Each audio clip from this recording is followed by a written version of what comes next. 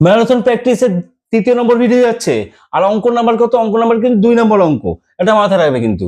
আচ্ছা, প্রথমে একটা কথা বলে নি, সেটা হচ্ছে কি, দেখো অঙ্কটা উপরে রয়েছে, তারপরে লাল কালি বর্ডার দিয়ে পুরো একদম পুরো বর্ডার দিয়ে টানা আছে। কেন? এটা তোমাদের খাতা সাজানোর ব্যাপারটা এখানে কিন্তু আমি তোমাদের দেখিয়ে দিচ্ছি কিন্তু, ঠিক আছে? খাতা এইভাবে সাজাতে হয়। কারণ পরীক্ষার খাতা যেটা তোমরা করবে, সেটা কি করবে, চারিদিকে বর্ডার টানবে, চারিদিকে বর্ডার টানবে, এক স্কেল করে চারিদিকে ছাড়বে, অথবা এক স্কেল থেকে একটু কম করে চারিদিকে ছাড়বে। কিন্তু ওই চারিদিকে জায়গাটা হচ্ছে কি, কিন্তু এক্সামিনার যারা খাতা দেখবে হচ্ছে তাদের জায়গায় কিন্তু তারা নম্বর পুট করবে কিন্তু ওখানে, ঠিক আছে?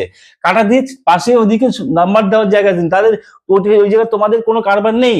আর লাস্টে নিচে নিচে চারিদিকে বর্ডারটা নিচে লিখবে কি, যখন পিটিও, প্লিজ টার্ন ওভার, মানে কি প্লেস টার্ন ওভার বা প্লিজ টার্ন ওভার, ঠিক আছে? পিটিও লিখে পিটিও লিখবে, হ্যাঁ? মানে যখন পৃষ্ঠা শেষ হয়ে যাবে তখন না, কিন্তু যখন চলতে থাকবে আর কি, লাস্ট পৃষ্ঠা লিখবে না কিন্তু পিটিও, ঠিক আছে? এই ব্যাপারটা লিখবে। তো চারিদিকে বর্ডার টানা হয়ে গেল। আর অঙ্ক খাতায় শুধুমাত্র করবে কি, এরকম আর একটা দাগ টানবে চারিদিকে, ডান দিকে বর্ডারের আগে, ঠিক আছে? একটা দাগ টানবে এরকম লিখে, দাগ দিয়ে দিবি কি উপর রাফ। সে রাফ করো আর না করো এরকম কিন্তু থাকবে কিন্তু, তাতে ব্ল্যাঙ্ক থাকবে, কোনো অসুবিধা নেই, ঠিক আছে? এটা খাতার সঙ্গে ব্যাপারটা বলে নিলাম। এবার অঙ্কে আসে যাক।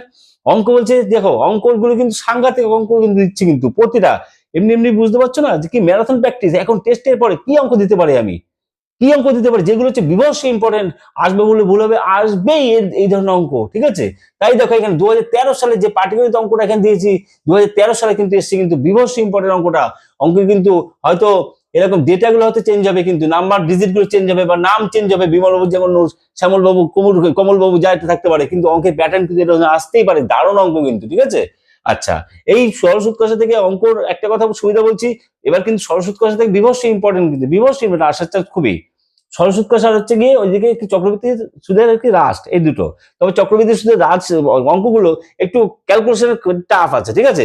তার জন্য যদি তোমার সরল সুৎকর্ষ পেয়ে যাও, এটাই করবে কিন্তু, ঠিক আছে? তো এই সরল সুৎকর্ষ করার সময় আমি একটা কথা বারবার বলছি, যদি দেখো যে অঙ্ক পড়ে যে দুটো পার্ট আছে, মানে এদিকে একটা পার্ট এদিকে পার্ট, দুটো পার্ট করবে। আর যদি না দেখো একটা পার্ট অবশ্যই করবে কিন্তু, করে কিন্তু বড় আই পি টি আর এই 4টে লিখবে। তার সাথে একটা যদি সুদাসল বের করার ব্যাপার থাকে, তাহলে সুদাসলটাও কিন্তু লিখবে, মানে আই প্লাস পি এটাও লিখবে। সময় দিয়ে বসে থাকবে, এরকম লিখে বসে থাকবে, তারপর ডেটাগুলো পুট করবে, তারপর অটোমেটিক অঙ্ক হয়ে যাবে, ঠিক আছে? হলো। আর একটা কথা কি বলেছিলাম, সেই কথা আমি অনেক ভিডিওতে বলছি, তাও এখানে বলে দিচ্ছি যে কি, একটাই সূত্র এখানে কি, বড় আই ইকুয়াল টু পিটিআর, তাই না? বড় ইকুয়াল টু পিটিআর, ঠিক আছে? আচ্ছা, 100 আছে, 100 এখন বলবো না, 100 হচ্ছে পরে বলবো, সেটা তোমরা কিন্তু এরকম করবে।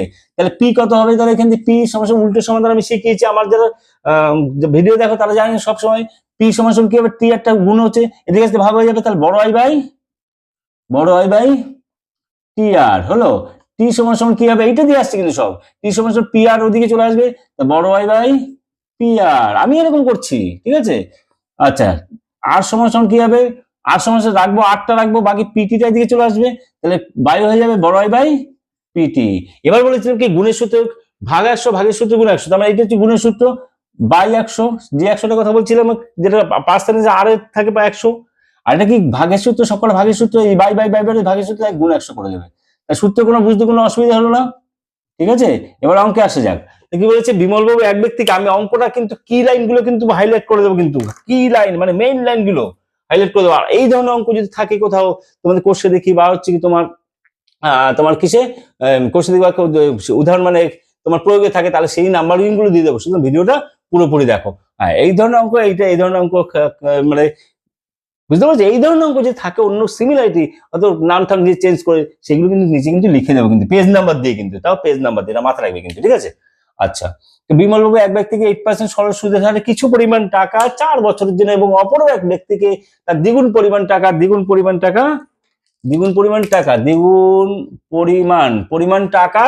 10% সরল সুদে একই সময়ের জন্য ঋণ দিলেন, ঠিক আছে?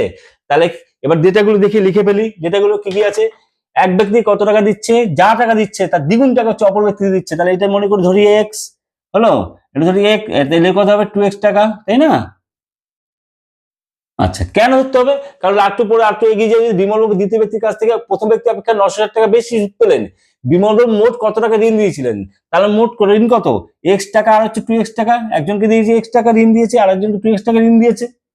একজনকে এক্স দিয়ে ধরে নিলাম আমি, এক্স টাকা ঋণ দিয়েছে, অন্যজনকে কত তার দ্বিগুণ পরিমাণ টাকা, দ্বিগুণ পরিমাণ টাকা ঋণ দেয়। ঠিক আছে, হলো। তাই এই ডেটাগুলো আমরা লিখে ফেলি। তা প্রথম ব্যক্তিকে কত কত পার্সেন্ট দিচ্ছে, কত পার্সেন্টে দিচ্ছে, 8% দিচ্ছে, 8%। আচ্ছা, ক বছরের জন্য দিচ্ছে? 4 বছরের জন্য দিচ্ছে, 4 বছর, হলো। আচ্ছা, দ্বিতীয় ব্যক্তি কি হচ্ছে দেখো, কি বলছে, একই সময়ের জন্য, দেখো কথাটা লেখা আছে একই সময়ের জন্য, তার মানে এটা হচ্ছে 4 বছর, 4 বছরের জন্য ঋণ দেয়। আর হচ্ছে কত সুদের হারে? 10% সরল হারে। আচ্ছা, আমি ডিজিট গুলো, এই নাম্বার গুলো আমি সব লাল কালি করেছি কেন? তোমাদের চোখে ভাসছে 1 নম্বর, যদি হুবহু যদি মিল পেয়ে যাও অঙ্ক, তাই না? আর একটা কথা মাথা রাখবে, 2010 থেকে শুরু করে 2016 পর্যন্ত যে কটা পরীক্ষা, মাধ্যমিক পরীক্ষা এসছে, সেগুলো বিভৎস, মানে 500% ইম্পর্টেন্ট অঙ্ক, এতটাই ইম্পর্টেন্ট অঙ্ক। ঠিক আছে, তাই এটা কত 2013 সালের অঙ্ক কিন্তু, এটা মাথা রাখবে, ঠিক আছে? আচ্ছা, তো হয়ে গেল, ডেটাগুলো বসালাম। এবার কি বলেছে, মেইন লাইন কোনটা? এখানে মেইন লাইন কোনটা? মেইন লাইন হচ্ছে এই লাইনটা মেইন লাইন। বিমল বাবু দ্বিতীয় ব্যক্তির কাছ থেকে প্রথম ব্যক্তি অপেক্ষা কত টাকা বেশি বলে? 960 টাকা বেশি সুদ পেলেন, সুদ পেলেন। তার মানে এরও সুদ বের করতে হবে, এরও সুদ বের করতে হবে, হয়ে গেল, গল্প শেষ।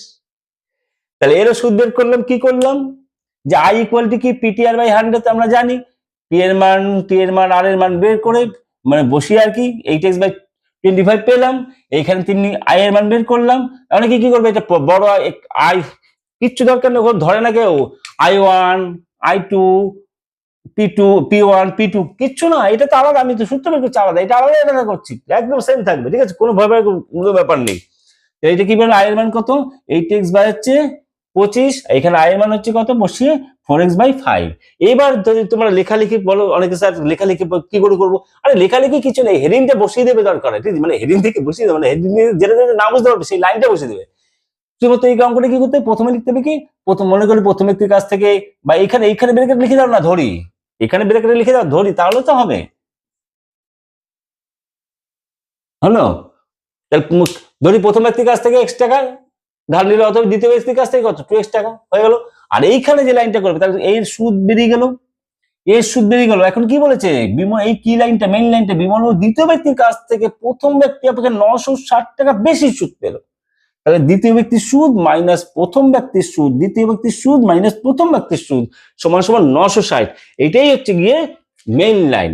আর মেইন লাইনটা কি বলেছিলাম আমি, কিন্তু অঙ্ক করার সময় যারা আমার ভিডিও দেখো তারা কিন্তু অবশ্যই জেনে থাকবে, সেটা হচ্ছে কি যে মানে কি, সমীকরণ গঠন অঙ্কের একটা বিভৎস ভূমিকা পালন করে। সমীকরণ গঠন এবং তার সমাধান বিভৎস ভূমিকা পালন করে। এখানে সমীকরণ গঠনের মেইন লাইনটা কি, মেইন লাইনটা হচ্ছে দ্বিতীয় ব্যক্তির সুদ মাইনাস প্রথম ব্যক্তির সুদ সমান সমান 960। এটা হচ্ছে সমীকরণ। এটা কি, দ্বিতীয় ব্যক্তির সুদ মাইনাস প্রথম ব্যক্তির সুদ সমান সমান 960, এটা হচ্ছে সমীকরণ। আমি কি বলেছিলাম যে আমার বয়স এবং তোমার বয়স সে যোগফল যদি 60 হয়, এখানে কি সমীকরণ পাবো, আমার বয়স প্লাস তোমার বয়স সমান সমান 60। এই হচ্ছে সমীকরণ, আর কিছুই না। তাহলে দ্বিতীয় ব্যক্তির সুদ মাইনাস প্রথম ব্যক্তির সুদ সমান সমান 960 টাকা। এখানে আমরা ক্যালকুলেশন করে কি করলাম, দেখো এখানে দেখো 960 বাই কিন্তু এক ধরে নিয়েছি, কিন্তু এক ধরে নিয়েছি, তোমরা কিন্তু ধরে নেবে। কিন্তু দেখো পরীক্ষা হলে কিন্তু পাণ্ডিত্য দেখানোর জায়গা না, পরীক্ষা হল হচ্ছে একটা কথা মাথা রাখবে, ভুল কম করার জায়গা পরীক্ষা হল, এটা মাথা রাখবে। কিন্তু ভুল যদি না হয় তার জন্য 960 নিচে এক ধরে নিয়েছে, ক্রস প্রোডাক্ট করে মানে কোনাকুনি গুণ করে 12 সময় যা করার সলভ করলাম, x সমান কত পেলাম, 2000 টাকা। x সমান 2000 টাকা পেলাম। তাহলে x কি, তাহলে কি বলছে বিমলবাবু মোট কত টাকা ঋণ দিয়েছিলেন, তার মানে x টাকা এবং হচ্ছে 2x টাকা, টোটাল 3x টাকা ঋণ দিয়েছিল। যা হোক, তোমরা কি x এর মান পেয়ে গেলো, মানে প্রথম ব্যক্তি কত টাকা দেওয়া আছে, প্রথম ব্যক্তিকে, তাহলে x এর মান হচ্ছে 2000 টাকা দিয়েছে ঋণ। আচ্ছা, দ্বিতীয় ব্যক্তি কত টাকা দিয়েছে, 2x মানে হচ্ছে 2 x এর মানে 4000 টাকা, 2 দুগুণে 4, 4000 টাকা ঋণ দিয়েছে। মোট ঋণ দিয়েছে কত, মোট ধার দান বা ঋণ দেন আর কি, একই কথা। মোট কত টাকা ঋণ দিয়েছিলেন, মোট ধার দান বা ঋণ, মোট ঋণ দান, ঠিক আছে। মোট ঋণ দান কত টাকা, 2000 প্লাস 4000 সমান সমান 6000 টাকা, ঠিক আছে। তাহলে এরকম অঙ্ক সবসময় আসতেই থাকবে, ঠিক আছে। আর এখন যারা যারা কেজি ক্লাসে জয়েন করেনি, অবশ্যই জয়েন করে নাও আর কি। কেজি ক্লাসে জয়েন করে নাও, অনলাইন কেজি ক্লাসে জয়েন করে নাও, ঠিক আছে। প্রতিদিন ক্লাস হবে, এখন টেস্টের পরে কিন্তু আর 2-3 দিন বাকি, টেস্টের ম্যাক্সিমাম স্কুল হয়ে যাবে। প্রতিদিন ক্লাস হবে, একদিন আমি করাবো, আরেকদিন তোমরা করবে, মানে একদিনে আমি করাবো, পরের দিন পরীক্ষা, একদিন আমি করাবো, পরের দিন পরীক্ষা, একদিন আমি করাবো, পরের দিন পরীক্ষা, এরকম রেগুলার কিন্তু ক্লাস হবে। কিন্তু যারা জয়েন করবে এখনো 499 দিয়ে তোমরা জয়েন করে নাও, ঠিক আছে। পুরো অঙ্ক পরীক্ষার আগের দিন পর্যন্ত টোটাল প্রাইস একসাথে 499। ঠিক আছে, যা জয়েন করুন, এখনই জয়েন করে নাও। Tata take care, bye bye. দেখা হবে নেক্সট ভিডিওতে নেক্সট অঙ্ক নিয়ে, আমাদের কি ম্যারাথন প্র্যাকটিসের অঙ্ক নিয়ে কিন্তু। Tata take care.